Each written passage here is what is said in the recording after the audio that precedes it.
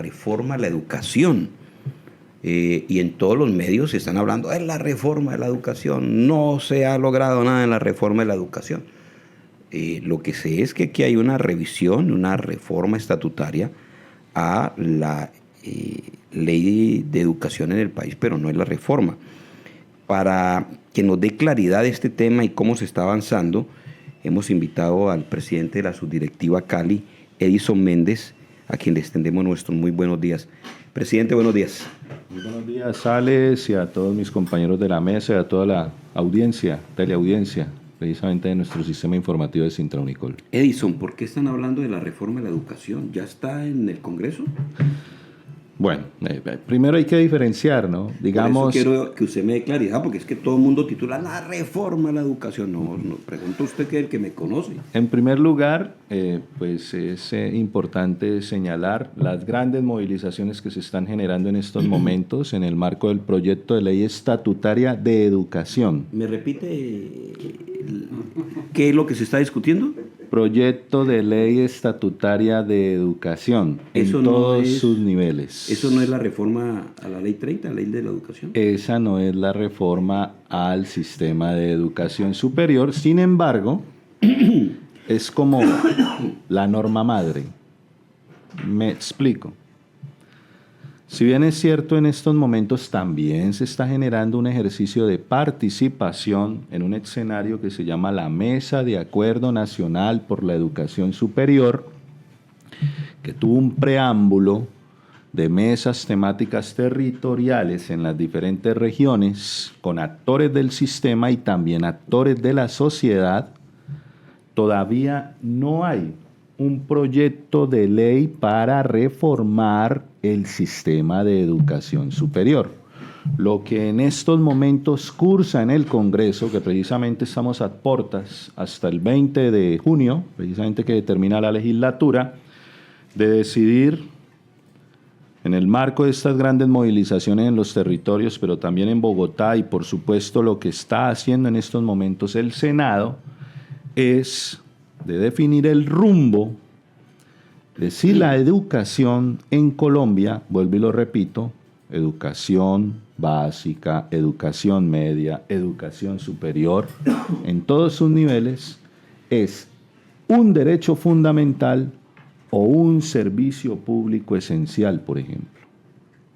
Adicionalmente, también en este ejercicio que se está discutiendo en el Congreso de la ley estatutaria de educación, se está planteando básicamente algunos elementos como la evaluación, ¿no? La evaluación docente, y sobre todo con un mico que intenta el bloque parlamentario de oposición, que se concentra básicamente en dos partidos, Centro Democrático y Cambio Radical, señalar de que dentro de los mecanismos de evaluación docente, en todos sus niveles, óigase bien, para la primera infancia, educación básica, educación media y educación superior, se tenga en cuenta como criterio los exámenes que han promovido los organismos multilaterales para los diferentes estados-nación, en este caso de Occidente, como es el caso de Latinoamérica y en el caso de Colombia, que se circunscribe básicamente a las pruebas saber de la OCDE, entre otras, evidentemente. Ello, obviamente, ha generado una discusión de todas las fuerzas vivas en Colombia, porque no obedece este, digamos, proyecto con sus micos a lo que en esencia se construyó participativamente con las diferentes fuerzas vivas. Porque así como se está construyendo en estos momentos de manera participativa la nueva ley de educación superior, en su momento dado también para este proyecto de ley estatutaria de educación se hizo un ejercicio participativo con diferentes fuerzas y expresiones organizativas de la sociedad para que se presentara una ponencia que hizo tránsito en la Cámara de Representantes, no tuvo mayores contratiempos, pero al llegar al Senado evidentemente, con los micos que estoy señalando, entre ellos una perla adicional. ¿Cuál es la perla? De que se quiere incluir ya no el concepto de educación superior como existe, con un fundamento básicamente en el derecho fundamental a la educación superior, como derecho fundamental, sino incluir el nuevo concepto de educación terciaria, donde, según lo señalan diferentes expertos sobre la materia, se desdibuja el papel esencial que cumple el SENA en términos de los saberes y los oficios y la formación técnica, y por supuesto se promueve bajo esa figura de educación mixta la famosa educación de garaje en todos sus aspectos, obvio, digamos aunado o arropado bajo esta figura de educación terciaria. Y lo otro, presidente, con una amenaza grande, privatización. Evidentemente el claro, debate... Discúlpeme, yo le interrumpo un segundo. Es que el ejemplo más claro es cuando la educación secundaria se ha tercerizado, hay privatización. ¿En dónde? En educación de garaje. Gracias por permitirme intervenir. Evidentemente, como lo señala Alex, hay una tendencia ideológica y realmente los proyectos de ley reflejan eso, posiciones políticas, posiciones ideológicas. Si bien es cierto, en la Cámara de Representantes hizo tránsito el proyecto de ley para configurar la educación como un derecho fundamental y en ese sentido promover la financiación en mayor medida, porque aquí nos está señalando de que hay una negación de quienes voluntariamente quieran acceder a la educación privada, ni mucho menos. Pero debe de ser complementaria al ejercicio que le compete al Estado en el marco de este derecho fundamental. Lo que hacen estos bloques parlamentarios de oposición es querer introducir la figura de el concepto de servicio público esencial. ¿Qué significa ello? Pues que a la luz de la normativa internacional, a la luz de lo que se señala por lo menos en la OIT y entre otros obviamente escenarios, y por supuesto la jurisprudencia de la Corte Suprema de Justicia, pues eliminar de tajo el derecho fundamental a la huelga que tenemos como trabajadores, en este caso los maestros. Entonces son varios los elementos, digamos, que se están generando en estos momentos de discusión. Hay dos planteamientos, porque realmente no se pudo llegar a un escenario de diálogo entre el bloque parlamentario del pacto histórico, afín al gobierno nacional, y estos bloques parlamentarios de oposición, para configurar obviamente una conciliación y poder llegar a la plenaria que está desarrollándose entre el día de ayer, 17 de junio, y el 20 de junio, para poder llegar con una ponencia unificada y en ese sentido recoger esas necesidades apremiantes que se manifestaron en los ejercicios de participación. Y al no darse este acuerdo, pues inevitablemente no podía llegar a este escenario de plenaria una sola ponencia, que es la ponencia del bloque parlamentario de oposición.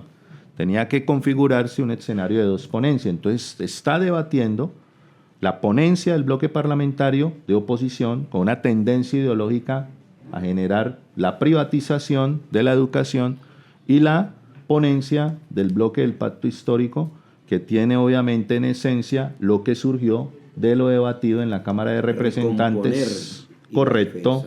Sin embargo, en las grandes movilizaciones que están liderando nuestros compañeros maestros, el sector de la educación, por supuesto los diferentes actores y la sociedad en general, se señala de que lo más conveniente es hundirla.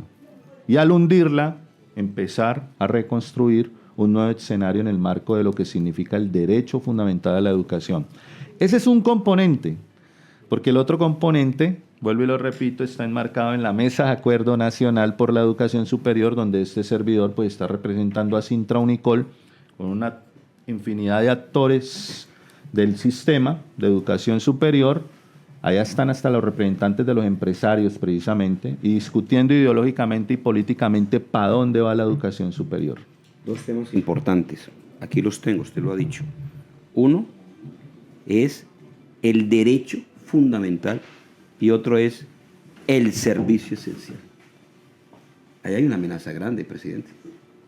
si esa línea no se maneja, pues ya tenemos experiencias muy claras en el sector salud.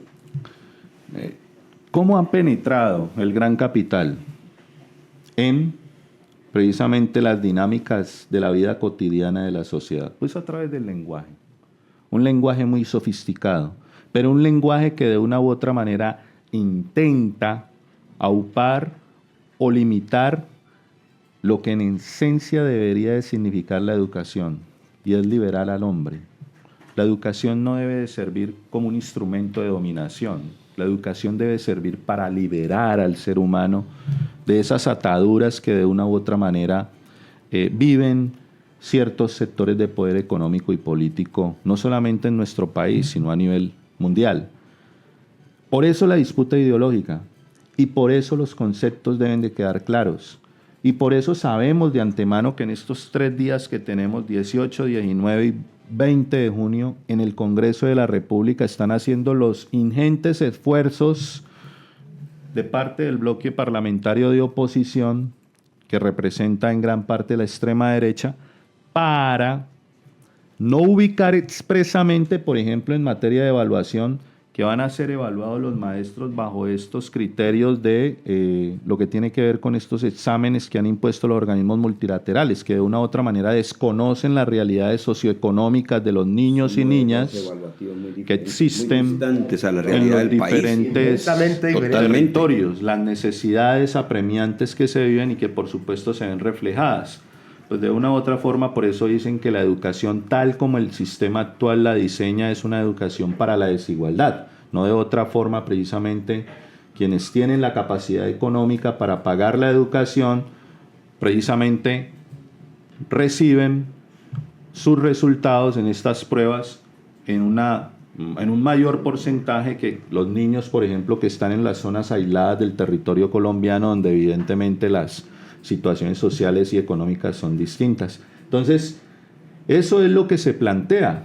Y no solamente ello, porque el argumento de parte del bloque parlamentario de oposición es señalar de que es que los maestros no quieren ser evaluados. Y es ese totalmente es el ruido que falso. se ha hecho, ¿no? Es falso, absolutamente falso. ¿Por qué razón? Por ejemplo, No, es que ellos lo evalúan como para 5 un veces. maestro ingresar a una institución, ¿qué hacen? Lo evalúan. Claro. Para un maestro estar precisamente en un ascenso, porque ellos tienen también ciertos escalafones, ¿qué hacen? Lo evalúan. Un maestro anualmente se somete a una evaluación de desempeño. A una evaluación de desempeño porque es un empleado público en un sistema de carrera, que es el de carrera docente. En fin, son un sinnúmero de sistemas de evaluación a los cuales se ve sometido el maestro. Lo que no podemos permitir, y ese es el debate de fondo desde el punto de vista político e ideológico, es que persista ese pensamiento de estos sectores de poder que de una u otra manera, hay que decirlo sinceramente, tienen cierto tufillo a retaliación hacia los procesos organizativos de los maestros, como por ejemplo FECODE, y se ve reflejado precisamente en este tipo de situaciones para colocar contra la pared a los maestros, cuando todos sabemos si los mejores sistemas de educación en el mundo se desarrollan es porque en primer momento en el sistema se le da prioridad al ser humano y en este caso al educador y la relación con el educando. Es el primer factor precisamente de inversión, de, digamos, atención prioritaria para que la educación se configure como un derecho fundamental y en este sentido las presentes y futuras generaciones tengan obviamente los elementos básicos para aportar en el desarrollo de la sociedad. Edison, usted, es que se nos pone la vaina compleja, Harold, José Milciades, que empezamos a ahondar en estos temas y hay situaciones muy complicadas. José Milciades, tienes comentarios, Harold, tienes comentarios a este tema y nos iremos a los llanos, bueno, a dialogar. Ya tenemos nuestro contacto. Comentarios, José Milciades. Presidente, una pregunta, una inquietud. El sector de la oposición al gobierno presenta una enmienda, ¿cierto? Y se entiende que la enmienda pues genera una reacción que hoy tiene movilizados los maestros en las calles a FECODE. Y en el escenario que marca las realidades, este proyecto o esta ley estatutaria solamente puede discutirse en sesiones ordinarias, no extraordinarias. Entonces, el gran dilema es los tiempos hasta el 20 de junio. Y entonces, como está de complicada la situación, el mico que le metieron diría, ¿es mejor que se hunda la reforma?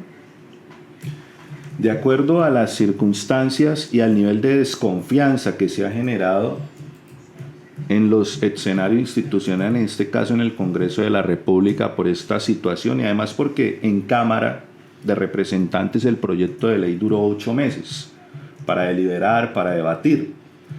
Llega al Senado y no tienen mucho tiempo, o sea, están contra el tiempo, no hay claridad frente a lo que pueda surgir de ese debate en plenaria. Por eso la recomendación que hace FECODE y las diferentes fuerzas vivas, precisamente que estamos movilizadas alrededor de la defensa de este derecho fundamental, planteamos que lo mejor es que se hunda este proyecto para poder replantear, para poder generar unas nuevas bases acordes con las necesidades del pueblo colombiano y argumentando precisamente esas falacias que de una u otra forma intentan, bajo narrativas distorsionadas de la realidad, imponer no solamente los parlamentarios de oposición, sino también algunos medios de comunicación donde señalan que el culpable es el gobierno de esta situación y desdibujan obviamente el panorama. No, aquí estamos obviamente movilizados como fuerzas vivas, es porque hay un sector de oposición dentro del Congreso de la República